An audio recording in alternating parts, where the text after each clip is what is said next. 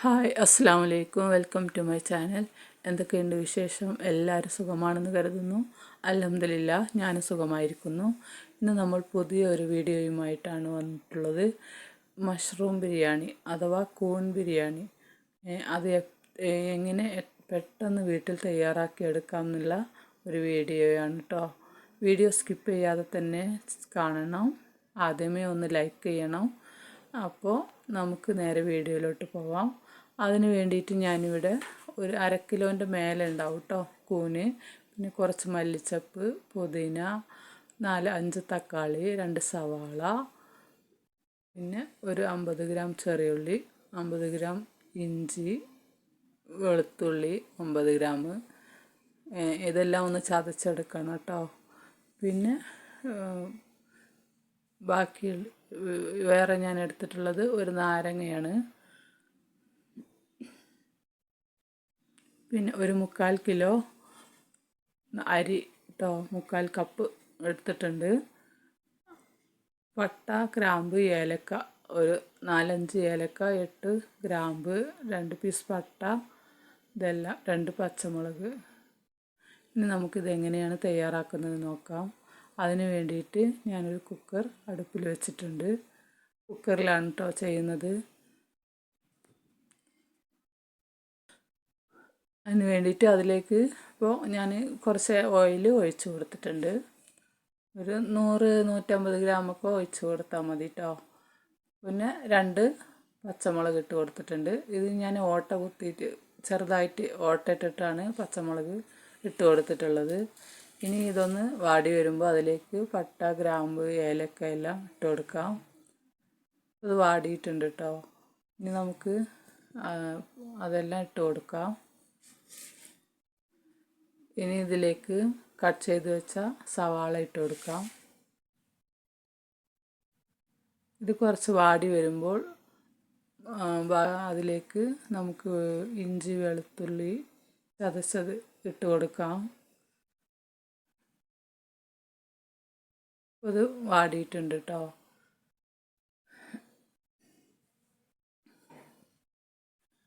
നമുക്ക് ഇഞ്ചി, വെളുത്തുള്ളി അതിട്ട് കൊടുത്തിട്ടുണ്ട്. ഇനി ഇതൊന്ന് നന്നായി വഴറ്റിയെടുക്കാം.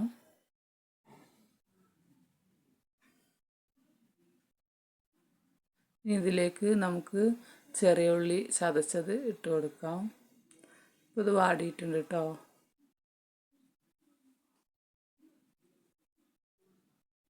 ചെറിയ ഉള്ളി എന്നിട്ട് ഇത് നന്നായി മിക്സ് ചെയ്ത് കൊടുക്കാം.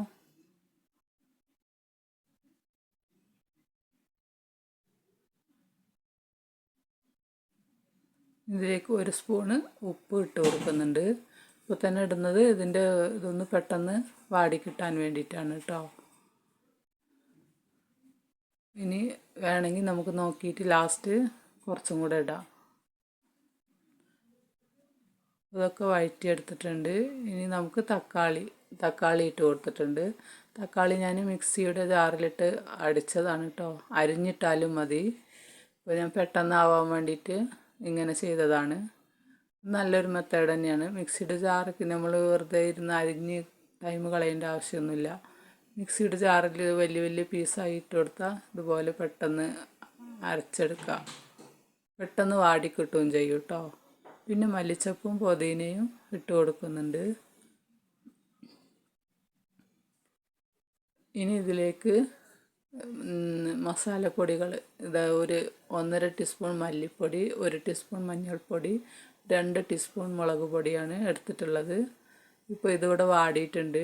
നമുക്ക് മസാലപ്പൊടികളെല്ലാം ഇതിലേക്ക് ഇട്ട് കൊടുക്കാം.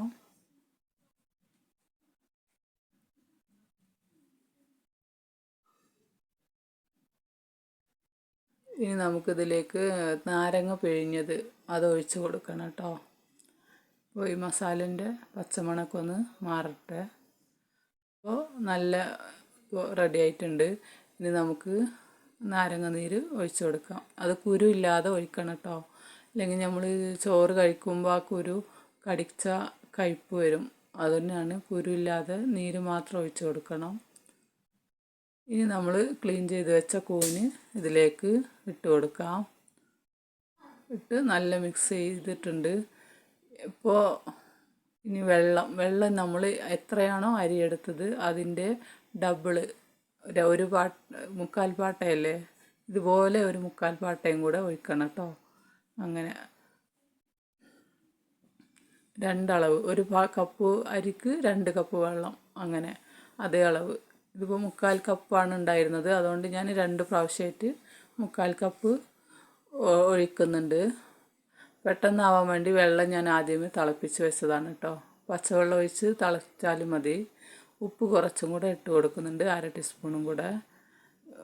അപ്പോൾ ടേസ്റ്റ് ചെയ്ത് നോക്കിയപ്പോൾ കുറവായിരുന്നു കേട്ടോ. അപ്പോൾ ഇനി നമുക്ക് വെള്ളം ഇത് തിളച്ചിട്ടുണ്ട്. ഇപ്പോൾ നമുക്ക് അരി കഴുകിയത് ഇതിലിട്ട് കൊടുക്കുന്നുണ്ട് കേട്ടോ. ഇനി ഇത് തിളക്കും. ഇത് നന്നായി മിക്സ് ചെയ്തിട്ട് ഇതുപോലെ കുക്കർ മൂടി വെക്കാം. മൂടിയിട്ട് ദമ്മാവുമ്പോൾ നമുക്കിത് ഇറക്കി വെക്കണം കേട്ടോ. ദമ്മാവുക എന്ന് പറഞ്ഞാൽ ആ വിസിലിൻ്റെ അവിടെ ഇങ്ങനെ വെള്ളം ഊറ്റിയിട്ട് തിളക്കും. കണ്ടോ, അതാ ഊറ്റി അതുപോലെ തിളച്ച് വരും. ഇങ്ങനെ ഊറ്റുമ്പോൾ നമ്മൾ വിസിൽ വരണമെന്നില്ല. ഇതുപോലെ ആകുമ്പോൾ നമുക്കത് ഓഫ് ചെയ്തിട്ട് 1 മിനിറ്റ് വെച്ചതിന് ശേഷം ഇതുപോലെ പൈപ്പിൻ്റെ അടിയിൽ വെച്ച് അതിൻ്റെ ഗ്യാസ് എടുത്തു വിടാം കേട്ടോ. അങ്ങനെ അതിൽ വെച്ചിട്ടുണ്ടെങ്കിൽ പെട്ടെന്ന് വേവ് കൂടി പോകാൻ ചാൻസ് ഉണ്ട്.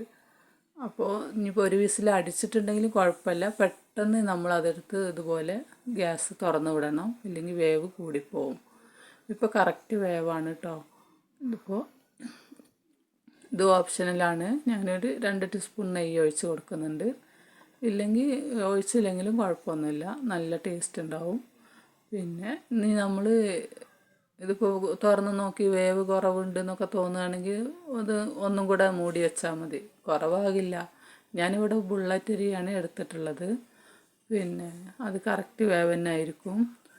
വെള്ളത്തിൻ്റെ അളവ് ഒരിക്കലും കൂടി പോകരുത് കേട്ടോ. എന്താ വെച്ചാൽ നമ്മൾ കൂണിലും കുറച്ച് വെള്ളം ഉണ്ടാവും, അതുകൊണ്ട് ആ കറക്റ്റ് അളവിൽ തന്നെ ഒഴിക്കണം. പിന്നെ അപ്പോൾ ഇതാ നമ്മൾ അത് കുക്കറിൽ നിന്ന് മാറ്റി വെച്ചിട്ടുണ്ട് കേട്ടോ. അതിൽ തന്നെ വെച്ചിട്ടുണ്ടെങ്കിൽ അത് വേവ് കൂടിപ്പോവാൻ ചാൻസ് ഉണ്ട് കുക്കറിൻ്റെ ചൂടിൽ. പിന്നെ നമ്മളത് പാത്രം വേറൊരു തട്ടിലേക്ക് മാറ്റി വെക്കണം. അപ്പോൾ നമ്മളെ അടിപൊളി കൂൺ ബിരിയാണി ഇവിടെ റെഡി ആയിട്ടുണ്ട്. അപ്പോൾ എല്ലാവരും ഒന്ന് ട്രൈ ചെയ്ത് നോക്കണം, നല്ല ടേസ്റ്റാണ് കേട്ടോ.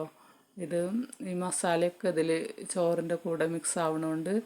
അപ്പോൾ ഇത്രയേ ഉള്ളൂ ഇന്നത്തെ വീഡിയോ ഇഷ്ടമായെങ്കിൽ ഒന്ന് ലൈക്ക് ചെയ്യാനും കമൻറ്റ് ചെയ്യാനും ഫ്രണ്ട്സിനൊക്കെ ഒന്ന് ഷെയർ ചെയ്യാനും മറക്കരുത്. നാളെ വീണ്ടും മറ്റൊരു വീഡിയോയുമായി വരുന്നത് വരെ എല്ലാവർക്കും ബായ്. അസ്സലാമു അലൈക്കും.